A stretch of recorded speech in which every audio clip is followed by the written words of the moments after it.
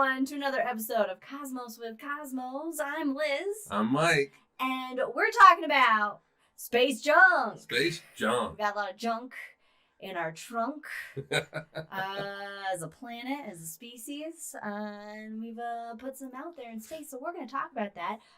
But first, we got to talk about what we're drinking. What are we drinking? Since it is a Cosmos with Cosmos, even though we never have Cosmos. We never. We really, like I said before, we should do that once.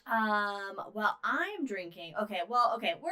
Mike and I are drinking the same thing, but we have different names for it because we like to just make up our own drink names.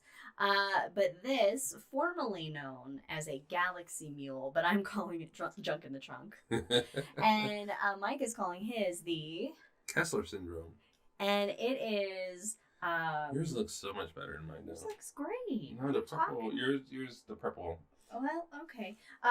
It is a butterfly pea tea. Mm-hmm. Yes, and pea spelled P-A-E. Yeah. And it's a tea from Thailand that you gotta order online. Mixed with it's vodka. I have cherry vodka. We both have cherry vodka. So. Okay. Ginger beer, lemon juice, which makes the blue tea turn purplish, and then we have the tea frozen in ice cubes. Yeah. So when the butterfly PT has the great attribute of when it is in an acidic pH, it will turn purple. Oh, I need a straw. So okay, there you go. And so it'll change color on you. So what you do is you put butterfly PT ice in the bottom, shredded ice. What is it? Crushed ice. Crushed ice in the bottom, and you pour the mix all on top of it, and then you put the blue ice cubes. It's a beautiful blue color. Beautiful blue color. Beautiful. So cheers, everybody. Oh, shit. Naturally, of course. Naturally, Davison spilling all over the place, forgetting how physics works.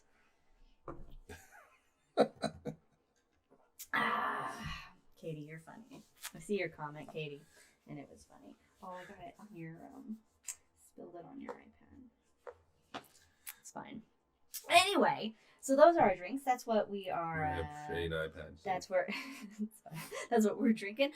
Follow us on all the things at Drinking Cosmos on Twitter and Cosmos with Cosmos everywhere else. Listen to the podcast on Spotify, whatever your favorite podcast platform is, Apple, Google, what have you. We got short, bite-sized morsels of science called The Shot with Cosmos that comes out every other Wednesday on YouTube and on the podcast platform. So you can check that out if you want just a little brief moment of fun, drunken science for you. Also, 10 minutes or less of fun. It's super fun, and we need a spill compilation. We do. That would be funny, just actually. all the spills.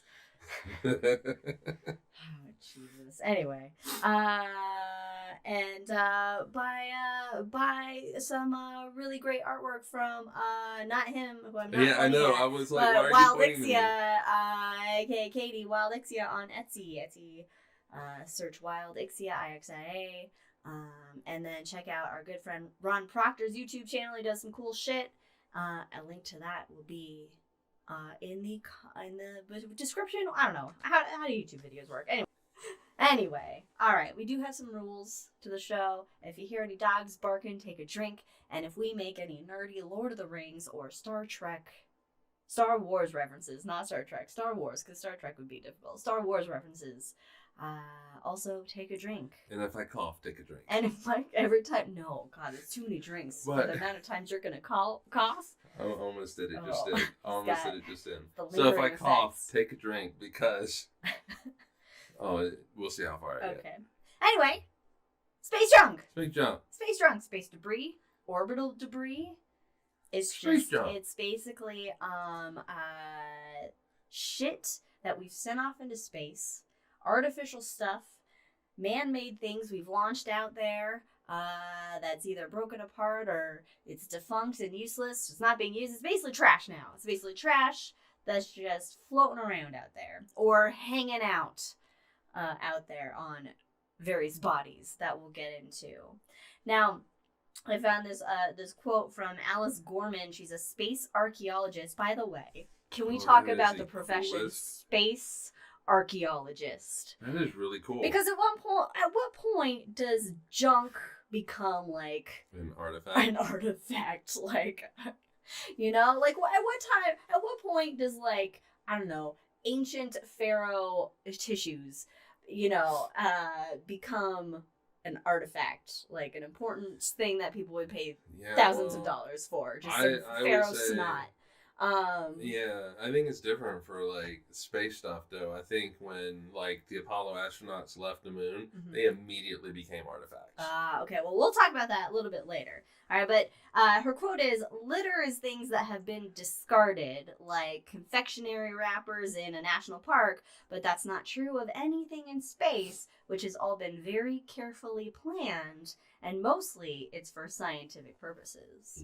So that's an interesting perspective on it. But I would say that there are things that have happened, say, accidental collisions that aren't necessarily planned and creating debris that is out there. So speaking of which, we will then start the space junk with our own home planet and the debris in orbit around the Earth. I mean, we've polluted the Earth. Why not just go Why on not? up? Yeah. Let's just go to the next place. It makes sense. We just leave our shit hanging around. Yeah, we don't need it anymore. Oh, whatever. It's out of everybody's hair. Yeah. Swept above the rug, if you will. Except sweeping it like above our heads. Way above the rug. And some of that stuff's going to come down. So, humanity has launched about over 12,000 satellites since the dawn of the space age in 1957. Nice. That's a lot. That's a lot. You don't think about how much stuff actually gets launched up there. Yeah. How much is working though? Of that 12,000. How much is working? Yeah, how much is still working? About 4,700. See, I set you up there. Okay, thank you. I was like, is that coming up next in the notes? I don't know. I have to look down. Thank you, Katie. Katie appreciates me. She gets me. And 7,600 basically remain in orbit, and out of those, it's 4,700 that's still operational. Okay. So so about 5,000 has already come down. Yeah, a lot has already come down. The oldest is Vanguard 1. This was launched in 1958, a second U.S. satellite ever launched. It will burn up in the Earth's atmosphere in about 300 years. Yeah, I'm giving it to our grandkids. Yeah, here you go. Surprise! Yeah. Oh, look at all the shooting stars, Mama! Spacecraft. That's just our pollution coming right back down to us. It is 10 generations ago trying to kill you. Yeah, I mean, that's crazy that it's just...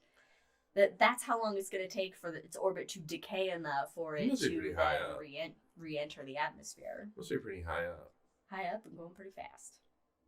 Oh, is that what it is? I don't know. Yeah, well, I mean, I would say, let's see, it went up in the 50s? 58? 1958, in 300 years, yeah. I'd say it's probably a little bit higher up than regular. Other satellites. Well, there are approximately 23,000 pieces of space debris that are larger than a softball. Oh, bigger than like this. Wow. So for those of you listening, just imagine us holding up our hands in a circle. And they're traveling at 17,500 miles per hour.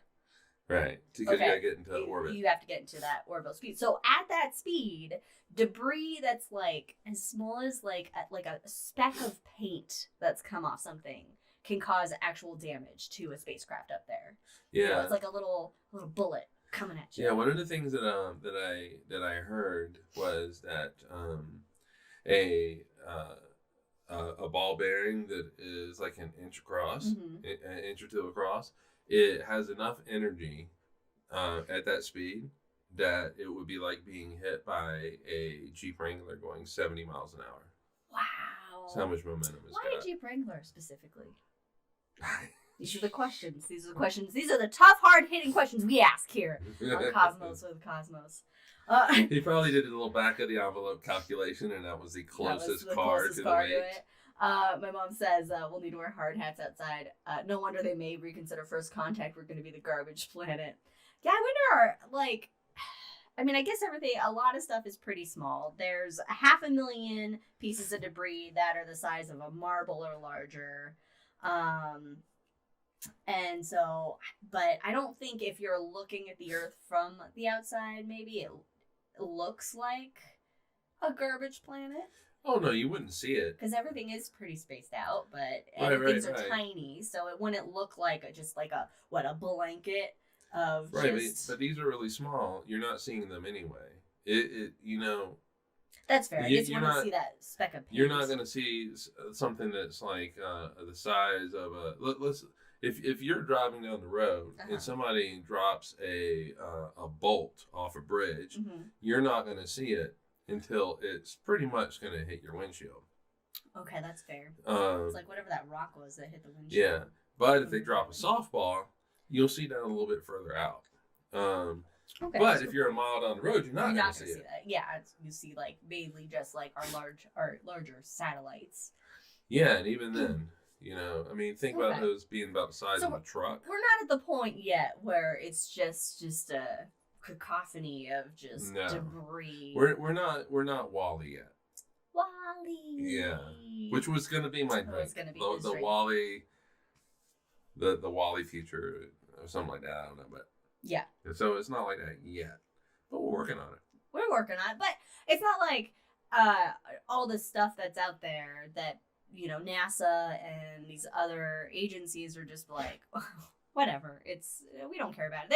A lot of it is, or a good chunk of it's being tracked, or some of it at least is being tracked. And then they can determine based on its speed and orbital decay, they can predict kind of if it's going to run into something else, and then they can maneuver things out of the way. Like, most importantly, the International Space Station, which at least once a year, it has to maneuver out of the way of something. But in getting ready for this, I realized I said I wasn't going to get ready for this. Yeah, he said he was not going to prepare at all because I'm running the show, so he doesn't have to do anything. but then I did do some stuff. Not a lot. I did do some stuff. But one of the things I saw that was in 2011, they discovered that a piece of debris was on a collision course for International Space Station. And actually... It wasn't a direct collision course. It's going to be close. It's going to be real close. And it was a game of chicken. It's a game of chicken. And the astronaut was very diplomatic. He said, for some reason, we didn't know this thing was coming. And so very nice of him to say that, because it sounds like the implication to me was we should have fucking known that thing was coming. Okay. But anyway, They at least found out before, and this is in 2011, the astronauts had to go get in the Soyuz. It was shelter in place. It was... Well, that's terrifying. Yeah, it was... you have to get in your suit. You have to buckle in. You have to be prepared to immediately cut. That's a lifeboat. It's a lifeboat. That's a lifeboat. I read that too, that's one of the procedures is if an impact of a certain size is probable... then they have to the astronauts have to either get into the Soyuz or the U.S. version and lock themselves in and use those as lifeboats until either the danger passes or if it hits, they can see what the damage is and because Soyuz can drop really quick. They can cut the connection really quick. And the thought was that this was big enough to where it could destroy ISS. Now, when we say destroy, it doesn't mean it hits it and the thing explodes. Is it just like the movie, your favorite space movie ever? Gravity? It's okay. It's okay. It's okay. But it did pass, but it passed by less than a football field in length. Less than 100 yards. That's it was terrifyingly close. My mom says Elon's descendants will create a space garbage truck. well, somebody needs to. Elon's already contributed to space junk by having a fucking car just now hanging out in orbit around the sun. I mean, that's not useful for anybody. That's a huge piece of junk. But isn't it in orbit around the sun? Yeah. Oh, did you say that? Okay. I was trying to suppress a cough. I did. I said that. Now there. Yes, Katie. Yeah. Yes. There's something that has basically astronomers have kind of realized that this could be a problem at the early ages of the space age. You know, within 20 years of the space age, they were kind of like, things are going to start collecting up there. So there is something known as the Kessler Syndrome. And it's the phenomenon in which the amount of junk in orbit around Earth reaches a point where it just creates more and more space debris. It's kind of this through collision, so it becomes this kind of like never-ending like cycle of just space debris. A positive feedback loop. There you go. And that can obviously be very dangerous and cause a lot of issues for, our actual like astronauts and scientific equipment that we're using up there, and things like just like GPS units, like you knock out GPS, we're gonna have a tough time now. I mean, we rely on satellites so much with cellular communication, the cough. GPS. Just cough. You ready? Want to get it out? No. All right. It'll happen when it happens. So on the GPS, but also, I mean, we have the Hubble Space Telescope up there. Yeah. Okay, go ahead. Okay, I'm sorry. Don't get ahead of things. Okay. Maybe I should have prepared more. You should have read further down the notes. But I will highlight Adam. He says there's an anime and manga called Planetes, where the main character is part of a space junk cleaning team. That's fun. Planetes, that's Greek for planet or wandering star, and that's where we get the name planets because they look like stars that are just meandering across the sky. So, extra bit of star science, space science for you. So far, there are more than 27,000 pieces of orbital debris or space junk that are being tracked by the Department of Defense. From 1999 to May 2021, the ISS conducted 29 debris avoiding maneuvers. And there were 3 in 2020 alone. Now, here we get into a big issue, and Brandon, maybe it's a good thing he's not here for what I'm about to say, because he would just lose his shit and go on a rant. But SpaceX,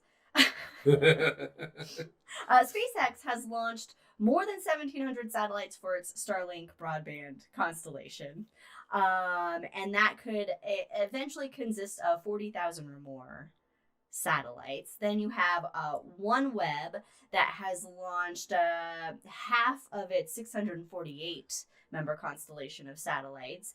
Amazon aims to assemble its own constellation of satellites, which will be more than 3,200 spacecraft. And then Bay Area startup Astra just filed an application with the FCC for its own 13,600 satellite broadband constellation. Now, to be fair to these companies, they do have avoidance protocol. They have to. So there are to guidelines. be fair, it's not like they're just throwing them up there. One satellite, 2 satellites. And then they're going to run into each other. They do have avoidance protocols. However, this was brought up in some of the research, is that what they can't predict is that wayward bolt. Oh, yeah. That hits it, knocks one out, and then that ends up hitting something else. Mm-hmm. And so it's, it could be great. It could be terrible at the same time. Yeah. And you're right, Mom. We're not the only country doing this, okay? This is in...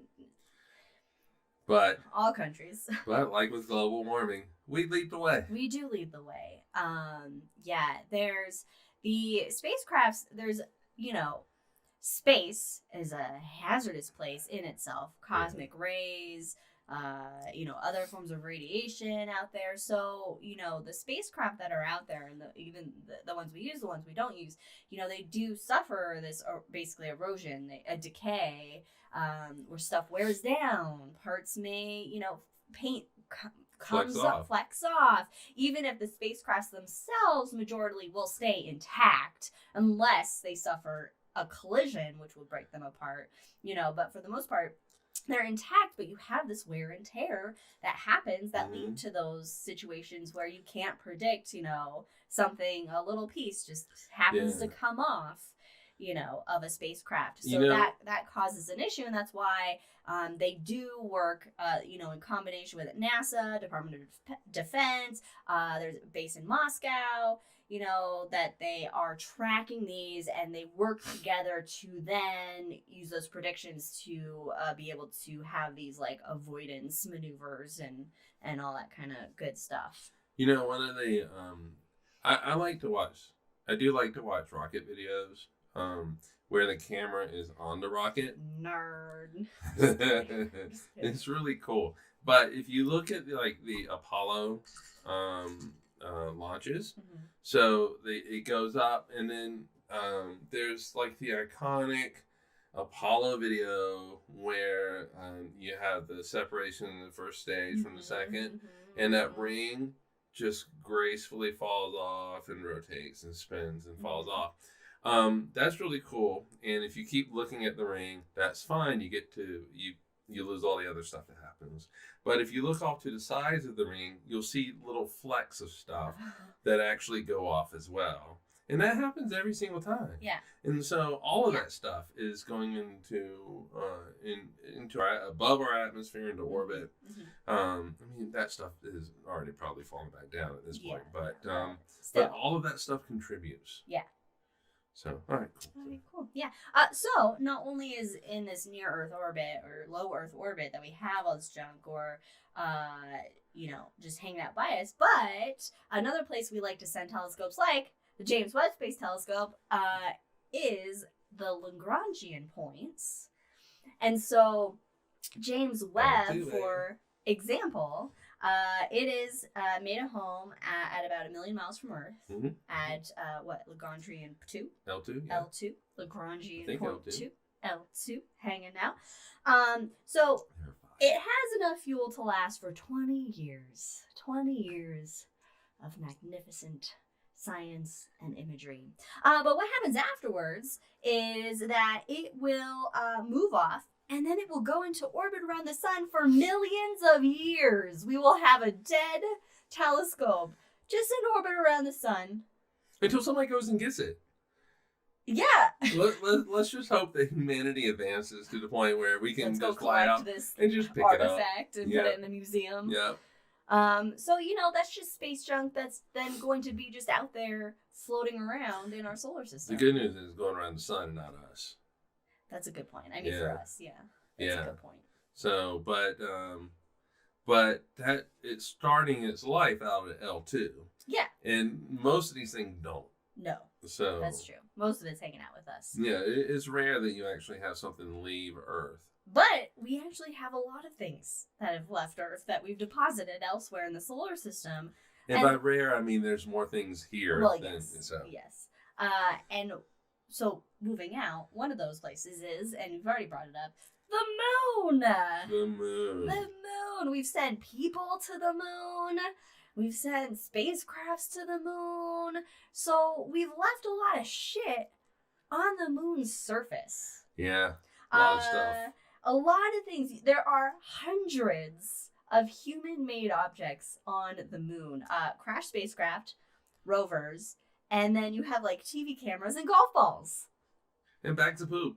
Oh yeah, I forgot about the poop. Which is also man-made. It's like frozen poop. There's frozen and covered in regolith now, I assume. But sure.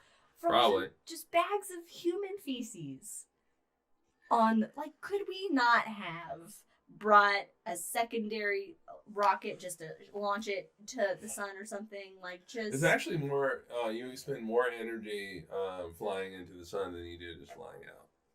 Interesting. Okay, could we just could we launch it to going the other way? Yeah, it's future fertilizer. Moon poop. Yeah, but the thing is, I mean, at this point, it's probably not in the bags anymore. I mean, because it's just being slammed with ultraviolet light. What kind of bags was it in? Do you think? I don't know. Just a poop in a Ziploc bag? Probably not. It's that plastic is going to be. That plastic would be broken down by ultraviolet light, but you also have micrometeorites that are constantly impacting the moon, and so I would say whatever it's in, with a combination of micrometeorites and just the ultraviolet radiation, that if it's in any kind of bag, whether it's some sort of fabric or plastic, it's probably going, unless it's in a hard case, it's probably going to be. So, could any of the bacteria in the poop survive to create an alien but not alien moon poop species? Oh, this is sci-fi in like 1,000 years. This is great. This is your Where instead of Moonshot, the movie, it's Moon Poop. Moonfall. Oh, Moonfall. Yeah. Moonfall? Was it Moonfall? Yeah, Moonfall. Moonfall. Oh my God. All right. Anyway, we've devolved. Moon poop. So these are instantly all this. Even the poop, I'm assuming, are artifacts. It's not trash. It's not gross. It's artifacts that one day, once you have, people that are commercially going to the moon or whatever, it could be like looting for hundreds and thousands of dollars. Apollo artifacts. How much is how much is frozen Apollo moon poop gonna go for? Who wants to loot that? Loot poop. Yeah. Elon Musk just send it, so he'll get it. Oh my God. He'll be able to afford it. He'll probably fucking turn it into some like elixir that. Oh God, that maybe guy. Like a. Oh. Anyway. All right, moving out from the moon. Clearly, we got a lot of shit on the moon because we sent people there. We literally have a lot of shit on the moon. But next, Venus. Oh, Venus, yeah. Venus.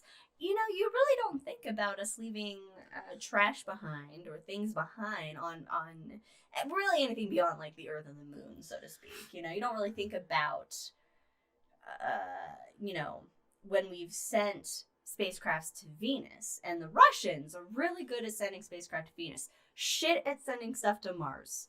But really good at sending stuff to Venus. I don't know what it is about what fucks them up so much with Mars, but probably the lack of atmosphere.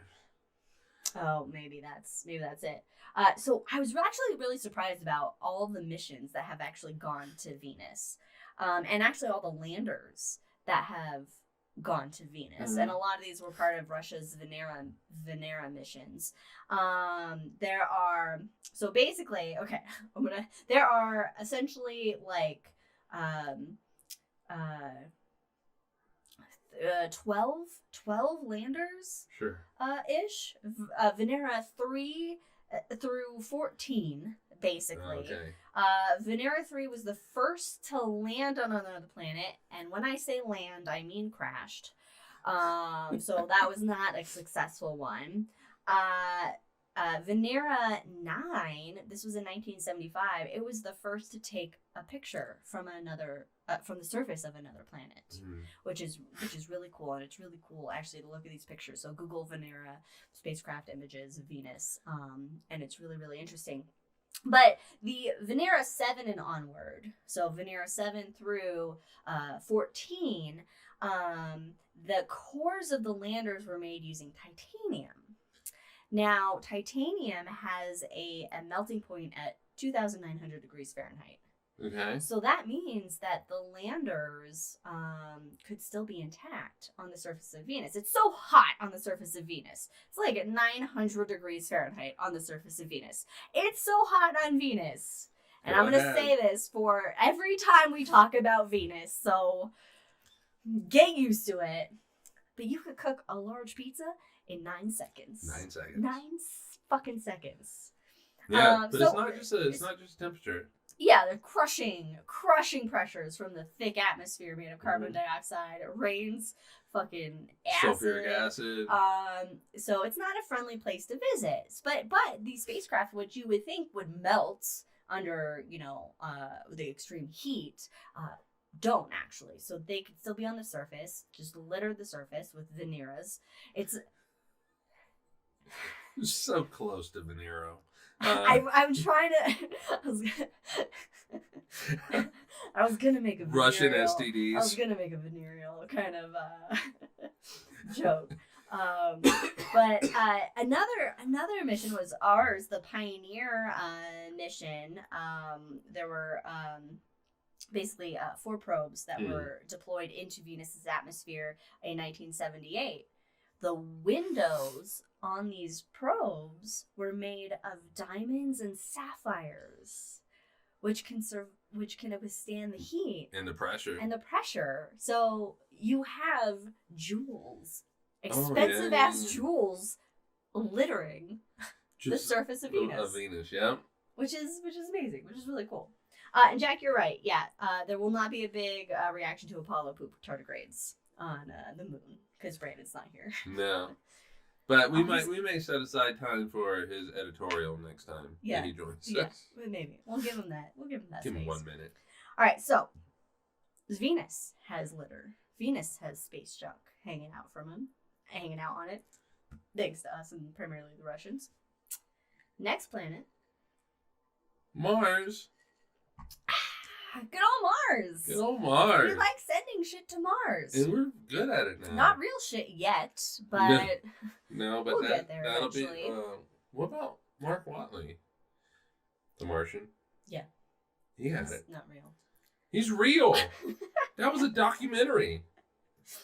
Yeah. All right, so in just a few of these landers that have not necessarily been successful on Mars that are just like debris essentially that's been wasted. You have Mars 2 and Mars 3. Those are from Russia. The Mars Climate Orbiter, which was caused from a math error.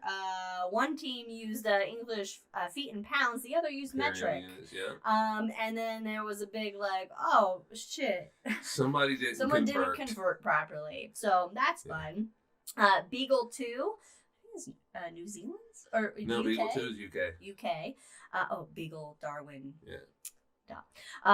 There's a Schiaparelli lander from the Trace Gas Orbiter and the Mars Polar Lander. Which was University of Arizona. Oh, hey. Yeah.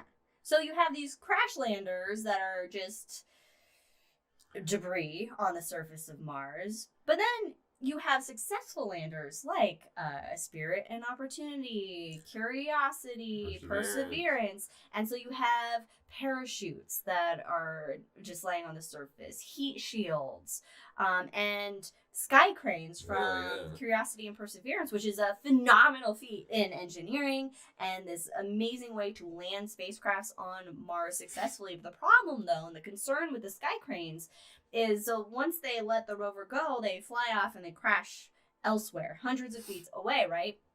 But there's still leftover rocket fuel in the sky cranes. And so the concern is that if that fuel then leaks out for some reason, say when it crashed, it gets a hole and, that they don't attend or whatever. If it leaks out, then it can contaminate the Martian soil. Yeah, if there's any life there. If there's any life there, then it's going to... I mean, the good news is that contamination will stay local, like right there. Yeah, in that area. But it's not good for any life that might be there. But speaking of all of the parachute and all this kind of stuff, there's NASA recently, last week or so. It's been a long couple weeks. Released. What are weeks? What is time? Yeah. Released pictures from Ingenuity. Ingenuity has actually taken pictures of Perseverance's the heat shield and the parachute just on the surface of Mars. Taking pictures of our litter. Yeah, look here, guys. Yep. And so, I mean, I would say, of course, these are now all artifacts. These are, whatever, World Heritage Sites, whatever they're called, preserve that or to make them solar system heritage sites. The solar system. There we go. Solar system heritage sites. So not considered litter, but basically it's litter. It's basically trash. It's our junk that we're not using anymore. It's just but there's historical value meaning. Connections to it, and all of that. But we're not done with our litter in the solar system. Oh, but we're not even done with Mars. Like when the first time it's not on there. Okay. But I told you earlier, the Viking. The The Viking landers in 1976 when they landed on Mars. Mm-hmm. The first thing they did was shoot off a canister. The first thing we did, we basically exported America to Mars in the 1970s, where the first thing that our spacecraft did was litter. Shooting off a canister. I don't need this anymore. Just throw my trash out the window as I drive down the I'm here. America has arrived. We make claims to our litter, just like. And then so in the PSA is like a little Martian who's crying, looking at the litter. With Sarah McLachlan playing in the background. In the arms of, please don't ruin our planet. Yeah. All right. We're not done. Keep Mars clean. All right. Anyway. All right. Moving on.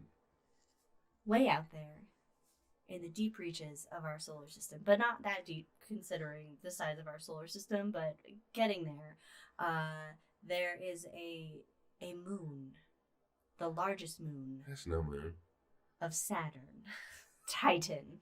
And we sent spacecrafts. It was a Star Wars reference. Oh shit! It was Star Wars. Okay, there it goes. I was like, why isn't it strawberry? Fucked up. All right. So Titan, the largest moon of Saturn, we have sent spacecrafts to this moon. We've sent landers to Saturn, most famously the Huygens. How are you going to say it? Huygens. How are you going to say it? Huygens? No, you sounded like you were going to say Hugget. No. Huygens, which was on the Cassini orbiter, and and it descended onto the surface of Titan. So now it's just hanging out on Titan. You have the presumed, I like the presumed defunct probes, Pioneer 10. Was launched in 1972. And then Huygens, it's the size of two refrigerators. Worth of human engineering sitting on the surface. And it's made of aluminum, and it rains liquid methane on Titan, but the methane doesn't react with aluminum. So the shell of Huygens would still be intact. Does anything really react with aluminum? I don't know, because I don't know my chemistry. I mean, it's got to react with something. It's not like it's a noble gas or anything. So. I like this idea. Roomba. We need a bigger vacuum cleaner, since my mom Jack suggests a space Roomba, a stellar Roomba. Yeah, we could just bring a Roomba to all the planets, and it'll just go, and Yeah, I know, or just get a giant comb and just I was thinking Spaceballs, but that doesn't really clean stuff up. All right, moving on. Or in Spaceballs, they have it turns into the maid, the vacuum cleaner. Yeah. With the vacuum cleaner. Yeah. Okay. Anyway, all right, we're going out even further. We're going interstellar litter. Interstellar litter. Pioneer 10. For some reason I thought you were going to talk about the movie. That is what went in my head immediately. Was, she's going to say something about the movie. No. No, I know, but... Okay. Pioneer 10, launched in 1972, flew past Jupiter in 1973, and it's headed in the direction of Aldebaran, which is the eye of Taurus the Bull. It's orange eye in Taurus the Bull. 65 light years away. Okay. So it takes 65 years for light to travel from Aldebaran to us. Not so bad, not so far in the scheme of things, right? Older than me. We lost contact with Pioneer 10 in 2003. It's estimated to have passed 120 AUs, astronomical units. Which is what? One astronomical unit is 93 million miles, the distance between the Earth and the Sun. So it's over 10 billion miles from here. So it's... far. Yeah, it's far. It's far away. So, and it's useless to us now. So it's just junk heading out into Heading out. Just heading out there. Then we got Pioneer 11.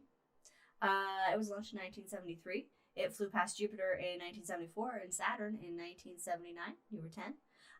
Contact was lost in 1995 when I was 10. And estimated to be at around 100 AU right now. It's headed towards the constellation of Aquila the Eagle. And barring any incidents, I don't know what incidents it would have. Klingons, okay. So, didn't you see the movie Star Trek episode? It was Star Trek, the motion picture. No, when they captured this telescope, it's the flute. It was the flute episode with Picard and that okay, old but it satellite. wasn't Voyager. I didn't say. Okay, go ahead. I don't know what's happening anymore. Anyway, okay. Barring an incident, Pioneer 11 will pass near one of the stars in the constellation in about 4 million years. Hey, give or take. Yeah, 4 million years, our trash of a spacecraft will reach another star, another constellation. Yeah, exactly. Yeah. Yep, and Klingons hang around Uranus. 4 million years is not that long in the grand scheme of things. No, that's sure. Just, half humanity will not be here. No. But it is most likely. The sun will still be here. But humanity won't. All right, so we got two spacecrafts. Got two. We've littered the universe with. Voyager 2. Famous Voyager 2. Launched August 1977. Flew past Jupiter in 1979. Saturn in 1981. Uranus in 1986. And November in 1989. And we haven't had a spacecraft go back to Uranus or Neptune since. Come on! NASA actually a spacecraft for Uranus passed NASA plans, so they might be sending something to Uranus. I gotta do it. Are they gonna probe Uranus? All right, move on. All right. So Voyager 2, still active. It left the heliosphere for interstellar space, so it left the influence of the sun. Mm-hmm. Basically, which is the boundary between our solar system and space, the final fucking frontier. In 2018. Yeah. Okay. It's still good. It's not headed towards anything in particular. It's just cruising. It's just joyriding out in interstellar space right now. And in roughly 40,000 years, it should pass 1.7 light years from the star Ross 248. I wonder if Rachel will be nearby. Oh my God. Seriously? What are the chances I could slip in a Friends joke in any of these episodes? Alright, so Voyager 2 will pass by 1.7 light years by close to the star in 40,000 light years. But if it remains undisturbed... 40,000 years. 40,000 years. Take a breath. Okay. Take a breath. What's happening? Okay, I'm really excited about this because I find it fascinating. It is fascinating. If it remains undisturbed, okay, by what have you, for 296,000 years, if no one bothers it for 296,000 years, it'll pass by the star Sirius, the brightest star in our nighttime sky in the constellation of Canis Major. Seriously? But at a distance of 4.3 light years. So it'll get 4.3 light years close to Sirius, which oh no, I'm thinking of something else. But yeah. This is fun just watching you do this. My brain is trying to move faster than All right. So we got Voyager 2 out there. So we got 3. Voyager 1. Now Voyager 1. Launched in September of 1977, flew past Jupiter in 79 and Saturn in 1980. And then it was like, I gotta boogie out of here. I don't have time for any of these other planets. Yeah, but that was by design. Yes. And so it in 2012, it entered interstellar space. It left our solar system for the great beyond. It's still active, so we're still getting signals from it. Little ET phone homes here and there, just little like, boop, I'm doing okay. Here's where I'm at. Very faint, little beep beeps. Yeah, just like, can you hear me? NASA's deep space network.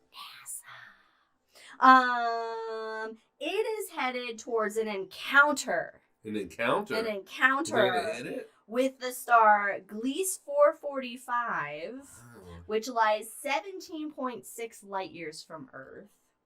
And it'll have this encounter in about 40,000 years. Nice. Humanity won't be here. We won't be here. I have no hope. 40,000 years. What will the alien? My mom wants to know, what will the aliens find when they capture it, or whatever spacecraft we send out there? Well, I think if you they see can it. just say this. They'll find the the spacecraft is going to be largely intact. I mean, it's not.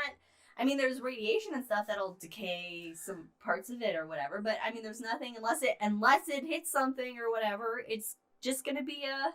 The aliens are going to find a roadmap directly here. Well, if they find Voyager. That's Voyager, right? Well, I mean, yes. Weren't we talking about Voyager? Which one's the gold record on? 1 or 2? Is it on both of them? Is it on both of them? I think, isn't it on both of them? Don't we have... Sure. We have... They're going to find a picture. They will find a picture of naked people. Horribly drawn naked people. They should have let me draw it, because it would just be like the stick figures, and then the aliens would be very confused. And then just like a map of like, boop, here's where we are. You can find us here. Come take all of our resources. How would you have drawn a difference between men and women? Women, they have the triangle because they're wearing a dress, but the guys, it's just a stick figure. It's naked, but you can't add little shorts to it. That's how I draw. I didn't get the artist gene. You want the artist gene? Check out Wildixia. Wildixia. You can go to her Etsy page. Yeah, Etsy buy her shit. She can draw shit. I can't. That's not.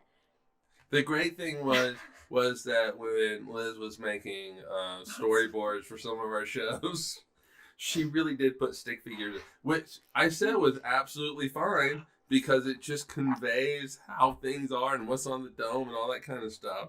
And no, she put the little stick figures in there. It was great. I think we still have those. We do have them somewhere. Yeah. Yeah. Anyway. All right. What else we got? Last one. New Horizons. New friggin' Horizons. New Horizons launched in 2006. It flew by Pluto, giving us like the best pictures of Pluto we've ever had, ever. Better. What happened in 2006? Oh, launched in 2006. Okay. It launched, and then, after many years, once it arrived at Pluto in 2015. 2006 was a pivotal year for Pluto. It got demoted. Oh. You launched New Horizons. Yeah. Yeah. Yeah.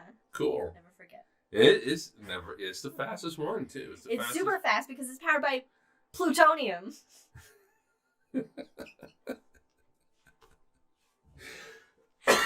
How excited you are about that. So, it flew past this Kuiper Belt object, whatever, just a bullshit name, on 2019. Okay, it's 486958 Arakoth.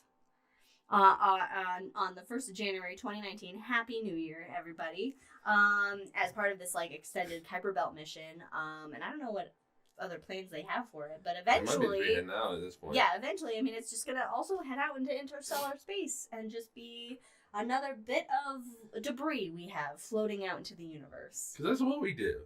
That's what we do. We pollute. That's how we make our mark. We don't make our mark on advancing knowledge in any kind of way. We pollute. Just sending our shit out. That's what we do. So, I mean, do you think that that most of this stuff is like artifacts versus junk, or do you think most of the stuff is, if we're not using it, if it's not contributing anything, is it more junk? Well, okay, it depends on what it is. I think if you have a bolt that is just kind of floating around in low Earth orbit, junk. It is junk. However, if this has contributed in some way to our understanding of the universe, so or like our the heat exploration shield of perseverance. Or anything on the surface of the moon from the Apollo mission. The dead husk of Huygens. Yes, these things are artifacts. These have historical connections to them. Mm-hmm. They played a part of the historical narrative of us, and so I think they're artifacts. But like I said, if it's a bolt, that's just junk. Mm-hmm. But whether it is, let's be honest, if it is in low Earth orbit, whether it is junk or an artifact, it doesn't matter if it imperils the astronauts on ISS. If it imperils Hubble, that could be debated, but when it starts to imperil life, and these things do, there are pictures of parts of the International Space Station where they have been hit by little tiny things. We're not even talking big things. We're talking about little flecks of paint and things like that, and it makes a crater, like in the solar panels and things like that. There is a picture of an astronaut's glove that had been hit with something, and it had ripped it. And were they wearing it? They were wearing it. At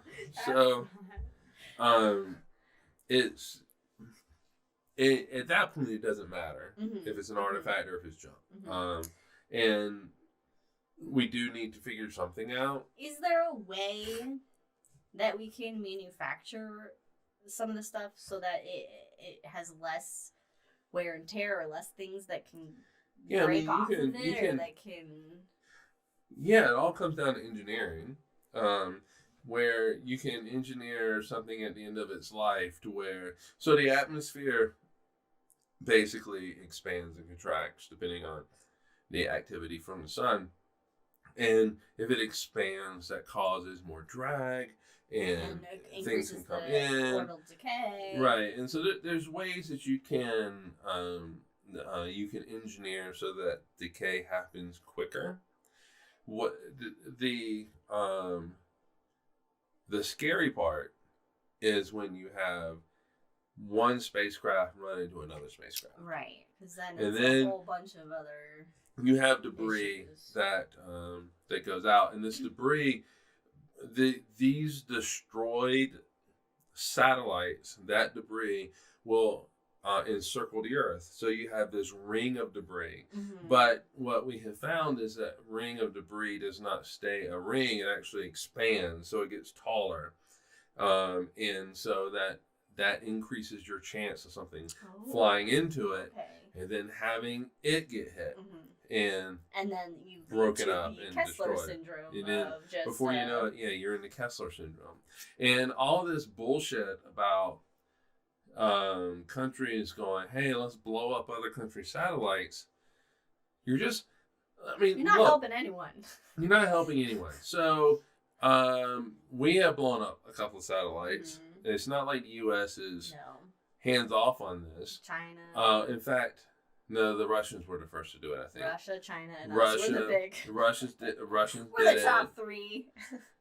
We did it, then China did it, and then to prove a point, we did it again after China did it. Just get out the tape measure, and folks. So, Jesus. I know, so it's a real pissing contest. But what it does is it endangers the citizens that we have up there. The Russians have Russians up there. We have Americans up there. The Chinese are putting Chinese people there. And so, I mean, you can, in an extreme case, China blows up a satellite. That satellite debris then knocks out International Space Station. And then Sandra Bullock has to find her way home because George Clooney has been lost to space. Yeah, or with this extreme scenario, it kills astronauts that are up there. Let's say it kills U.S. astronauts. Does the U.S. say we're going to declare war on China because this is an unprovoked attack? We tend to get into it once we're hit with something. So or the other way around. Yeah. Like we blow up a satellite and knocks out a Chinese space station because they do have one that might be active, or they're trying to make it active.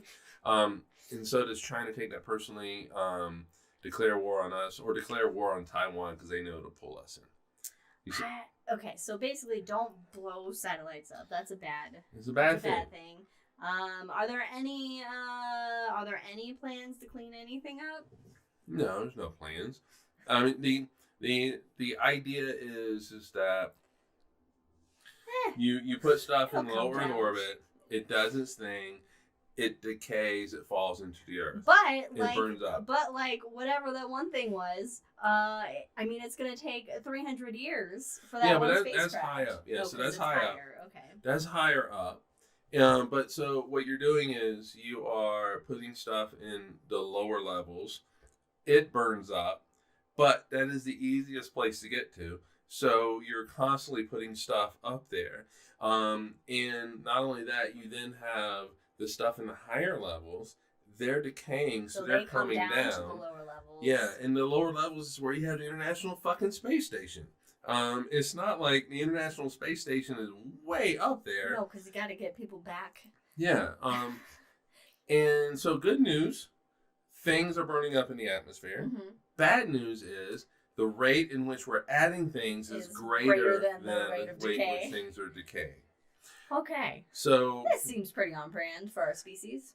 Yeah, and so whereas people like the U.S., Russia, European Space Agency, they have plans on, okay, if we launch things, this is the decay, the future of it. Like James Webb Space Telescope running out of fuel in 20 years, it just be going and moving on out and going in orbit around the sun is by design. Yeah. And so it's not going to impact the Earth, at least anywhere in the near future. Why don't they have it go into the sun? Because it takes more energy. It actually takes more energy, believe it or not, to shoot something into the sun than it does just to shoot it out. Okay. So, yeah. But it's already heading in orbit around the sun, so couldn't they just plan a decayed orbit so it falls into the sun? I just am leading this line of questioning because I would like a Viking sun burial. Now that I think about it, I if that can't be done, please mummify me. All right, well, we'll see what we can do. I want a sarcophagus and everything. Wait a minute. So you want Vikings and Egyptians? No, but yes, but I'm saying if I can't get a Viking sun burial. Oh. Mummify you? Then yes, mummified has been my top. Well, tier I want to be burnt up. So yes. Viking me. Well, yeah, bring you with me, obviously. Okay. Anyway, let's get back to James Webb. Okay. James Webb is further out from the Earth, from the sun than the Earth. Yes. So if you want to make it go in towards the sun, you're gonna have to cross the Earth's orbit, which means you have a chance of it hitting the Earth. Oh, okay. So it's best to shoot it out. Do it out unless that you figure out the orbital mechanics. Yeah. So that, let's be honest, going into the sun would be really cool. Yeah. Katie, yes, no, we do want to jump into a volcano together, but I'm saying if, the volcano thing doesn't work out, my main thing is a mummification. But if you want to throw in the pyramid, Mom, I'm cool with that. I'll take a pyramid with a labyrinth inside. Do we have? And I want I want the canopic jars. I want the hole through the nose. Just salt me up. Do we have our servants go in with us? Well, that would be what Jack and Leia in winter. So we'll just pre-mummify them, I guess, and then. We should anyway. And at Halloween, we just put them out. My family has a tradition of cremating our pets and keeping them. So this is just a different level to that. Sure you will, Mom. You'll live forever. Because it's Mother's Day. All right. So. You're in charge. In a nutshell, we have a lot of junk out there, a lot of debris. If it's junk versus artifacts, I think I'm in agreement of you that your stray bolt and your flecks of paint and all that miscellany, is really junk. but things that are like on the moon, on planets, on Titan, are heading out into interstellar space. Things that have been a part of our story of space exploration, our advancements as a species and our understanding of science.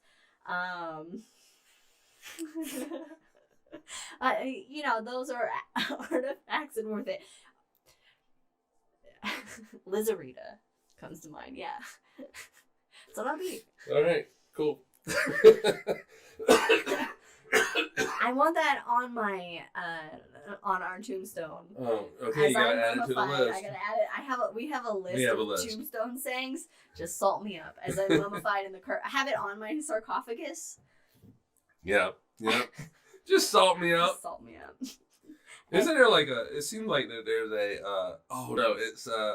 but we could get the Rolling Stone song, just start me up, but change the lyrics so it's just salt me up. Okay. And just whenever somebody opens the sarcophagus that plays, well, just salt me up. They're not supposed to open it. Whenever they open the tomb. Yeah, but no, if they find the tomb, then it'll be a whole production. But they always open it. That's true. I mean, that's what the goal of the mummification is. In like 12,000 years, future archaeologists they find and then it's ruined by the digital age unless that's still up. Anyway, yes, a curse. I need a curse. Okay. Anyway, all right. There's a lot of shit out there. As a species, we got to figure out how to not leave debris that can be harmful to future missions, to science, and to people that we send out there. People are thinking about this, some people are thinking about this. I don't think it's on the list of priorities of I think it's like asteroid mitigation. Yeah. And then maybe space junk is a little further down because we're not reaching any kind of Kessler Syndrome or whatever for a long time. I mean, really, we're thinking like decades or. Well, but decades is not far off. That's true, but like it's not like we're not really on like the cusp of it yet. No, but asteroids impact more people than a bolt. Asteroids impact more people impacting the Earth than a softball-sized thing hitting the International Space Station. Maybe we could take all of the space debris and I don't know, magnets or whatever, use it and make a shield. And then the asteroid can impact that and it'll slow it down or it'll do something. And it can be the debris shield. I don't know. I say we take all of it and destroy it Putin. Just throw it at his house. He's on the Earth though, so that's gonna cause. Yeah, but it just hits his house. Okay, but or we can just throw it at all the people that are excited about the impending. All right, we don't need it. Well, let's avoid all of the normal. We have the hangover to come, so stick around with us for the hangover, which is only found on YouTube. But for now. Thank you, everyone, for joining us on this join us in 2 weeks. Cosmos with Cosmos. We know what our topic's going to be. Misconceptions in astronomy. Yay! In 2 weeks. Is the moon made of cheese? No, but it'd be cool if it were. I was going to say join us and find out. Okay. Join us. Just and ignore what I said. It's made of cheese. But for now, thank you guys for joining us. Follow us on all the things at Drinking Cosmos on Twitter, Cosmos with Cosmos. Everywhere else, pick up your fucking litter and recycle. Throw it in space. Reuse, recycle. Was it there? Recycle, reuse. I don't know. But another. Be kind to the planet. Be kind to everybody else out there. Stay safe and stay healthy. Cheers, everybody. We'll see ya. Bye.